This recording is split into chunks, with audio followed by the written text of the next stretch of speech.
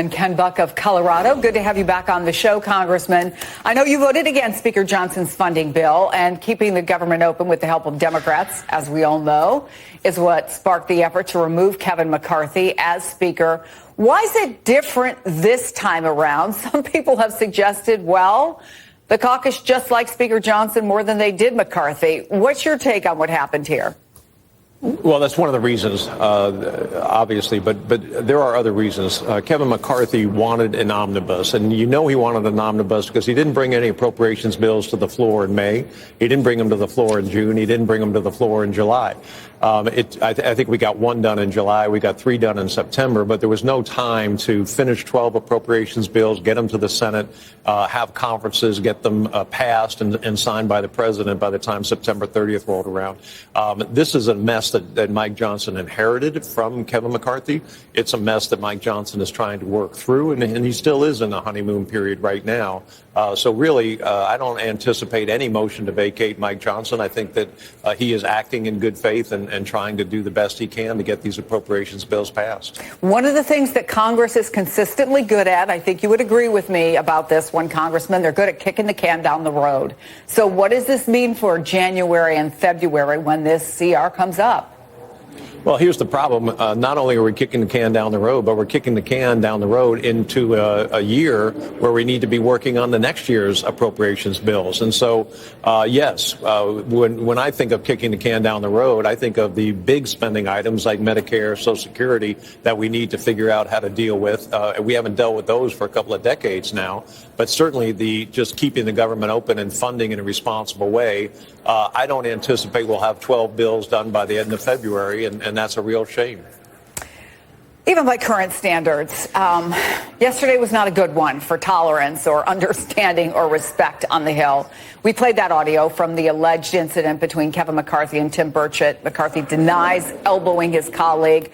Burchett hasn't backed down from his claim. There was name calling by another House member, threats of violence in the Senate. This is really personal stuff, and some would say really juvenile stuff. What is going on, Congressman, and can it be fixed? I think we've had a fundamental breakdown in civility in politics in America in the last 6, 7, 8 years. I think we've had a breakdown in civility in the House and Senate. The Senate less so. They sort of have this country club mindset a lot better than the House does in terms of civility and respect for each other. But we have some members in the House on both sides, Republicans and Democrats, who are just not. I don't want to throw names around, but they bring motions to censure. They bring motions to impeach. They're constantly using language that inflames the public and unfairly, negative towards other members of Congress, making it very personal. And the tensions have escalated to the point where we need a good, strong majority on one side or the other, and we need a leader who just starts to put this stuff to rest. People should not be on committees if they are going to use the kind of language and the kind of just negativity towards fellow members. You can disagree without being disagreeable, and we've lost that. When you look at what happened yesterday and the physical confrontations, the name calling, nothing new, unfortunately, but when you look at the physical confrontations among Republicans, do you think it risks costing Republicans politically? Can the average voter legitimately look at this and say, that behavior would never be tolerated in my workplace? There would be consequences.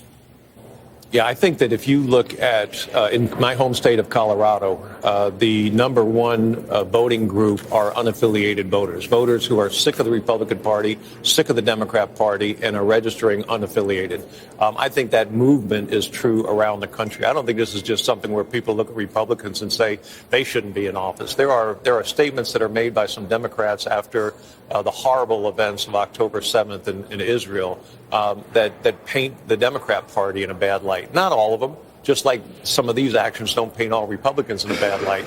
But there are enough things happening on both sides that I think the American public's tired of politics, and they just want good solutions. But do you separate, again, things that are said, and I'm not in any way diminishing that, things that are said that are anti-Semitic, for example, completely unacceptable, racist, completely unacceptable. But when it comes to either physical confrontation or threats of physical violence, is that in another category that the American people can look at and say, something should be done about that? It shouldn't just be accepted and say, okay, it happened. He said. Should leadership take some action? Yes, I think leadership should take some action. In this case, it was the former speaker who was the one who threw the elbow. And I hadn't heard the audio until it was just played a moment ago on your show. But quite clearly, the former speaker, while he has a security detail with him, did something that's absolutely unacceptable. My understanding is it's been referred to the Ethics Committee. It takes the Ethics Committee oftentimes 6 months to a year to be able to gather the information and make a recommendation. So there are a lot of broken pieces in this puzzle. It's absolutely unacceptable, and we should get back to civility in the House. Representative Ken Buck, I appreciate you coming on the program. I hope you and yours have a wonderful Thanksgiving and have much to be thankful for. Thanks for coming on. Thank you very much.